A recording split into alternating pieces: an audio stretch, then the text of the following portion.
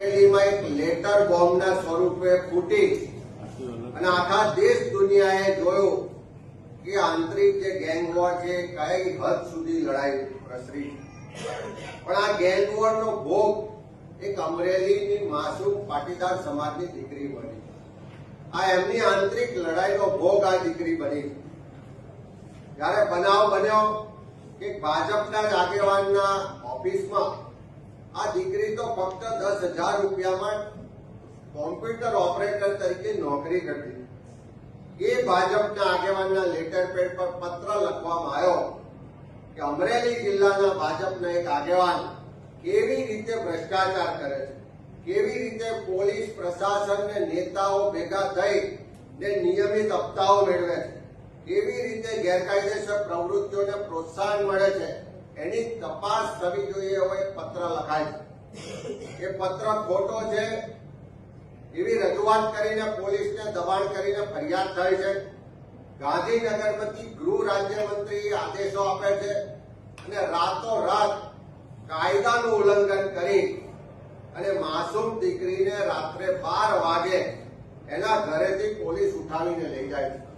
એ દીકરીની રજૂઆત મુજબ એને પોલીસ સ્ટેશનમાં ખૂબ દબાણ કરવામાં આવે છે, ડરાવવા ધમકાવવામાં આવે છે, ત્યાં સુધી કે એને પટ્ટા મારવામાં આવે છે.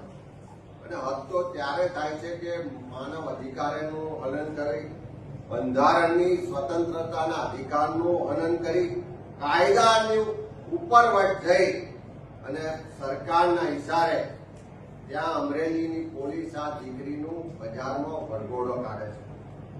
આ દીકરીનો વાંક કેટલો કે નોકરી કરતી હતી, એના માલિકે કીધું તો ખાલી કોમ્પ્યુટર પર લેટર ટાઈપ કર્યો. પણ જયારે આ વરઘોડો કાઢવામાં આવે છે ત્યારે એક દીકરી પર અત્યાચાર નથી થતો, એક પાટીદાર દીકરીનું અપમાન નથી, પણ આખા ગુજરાતની દીકરીઓ મહિલાઓનું અપમાન છે. સરકારના ઇશારે પોતાના રાજકીય હરીફોને ખતમ કરવા માટે જે આ વરઘોડો કાઢવામાં આવ્યો અને એની ઉપર સરકારમાં બેઠેલા ગૃહ રાજ્યમંત્રી એમ કહેતા હોય કે વરઘોડા તો નીકળશે, તો વરઘોડા આજ દિન સુધી ડ્રગ્સ માફિયાઓના વરઘોડા સરકાર નથી કાઢતી, કોઈ ખનન માફિયાનો વરઘોડો આજ દિન સુધી નથી નીકળ્યો, કોઈ મેડિકલ માફિયાનો વરઘોડો આજ દિન સુધી નથી નીકળ્યો, કોઈ બીજેડ કાંડના આરોપીઓ હોય એમનો વરઘોડો નથી નીકળ્યો, કે કોઈ ભાજપના મળતિયાઓ બળાત્કારમાં સંડોવાયેલા હોય તેમનો વરઘોડો નથી નીકળતો. પણ રાજકીય હિસાબ પતાવવા માટે માસૂમ દીકરીનો વરઘોડો કાઢવામાં આવે છે. અને જયારે આખા ગુજરાતમાંથી બધા જ સમાજના લોકો થઈને વિરોધ કરે છે ત્યારે ત્યાંની પોલીસ નાના 2-3 કર્મચારીઓને સસ્પેન્ડ કરીને એમની પર ભીનું સંકેલવાનો પ્રયત્ન કરે. ત્યારે ખૂબ દબાણ થાય છે ત્યારે અહીંયાથી ઉપરથી દિલીપ રાયના નેતૃત્વમાં તપાસ ટીમ બનાવીને મોકલે. આજે અમે માંગણી કરી છે કે દિલીપ રાય તપાસ કરવા ગયા છે, જો પત્ર સાચો હોય કે ખોટો હોય કે એની ચકાસણી માટે તમે એફએસએલમાં મોકલ્યો છે, તો આટલો બધો સમય થયો, એફએસએલનો રિપોર્ટ જાહેર કરો એવી માંગણી કરી છે.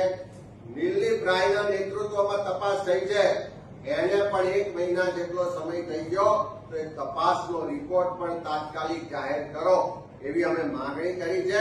અને લડાઈ તો ત્યાં સુધી પ્રસરી છે કે ત્યાંના એક પૂર્વ મંત્રી, ભાજપના મોટા ગજાના નેતા દિલીપભાઈ સંઘાણીએ પત્ર લખીને માંગણી કરી કે આ કેસમાં રાજકીય રીતે હરીફોને પતાવવા માટે ઉપરના દબાણથી કાર્યવાહી થઈ રહી છે, રાજકીય હરીફોને ખતમ કરવાનું કાવતરું છે, અને જો અમે કોઈ સંડોવાયેલા હોય તો અમારો નાર્કો ટેસ્ટ કરાવો. એ જ રીતે ત્યાંના પૂર્વ સાંસદે પણ મીડિયા સમક્ષ નિવેદન કરીને કીધું કે અમે પણ તૈયાર છે નાર્કો ટેસ્ટ કરાવવા, પણ જે નેતાઓના ઈશારે આ બધું થઈ રહ્યું છે, જે નેતાઓના દબાણથી આ બધું થઈ રહ્યું છે, એમનો નાર્કો ટેસ્ટ પણ કરાવો. તો અમે સરકાર પાસે માંગણી કરીએ છીએ કે આ ભાજપની આંતરિક ગેંગ વોરનો ભોગ એક માસૂમ દીકરી બની છે.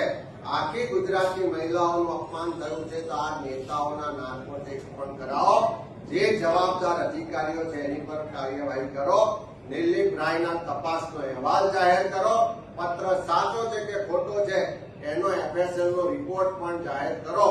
જેથી કરીને ગુજરાતની જનતા જોઈ શકે, જાણી શકે કે રાજકીય ગેંગવોરનો ભોગ આ દીકરી બની છે, એમાં કોની કોની સંડોવણી છે.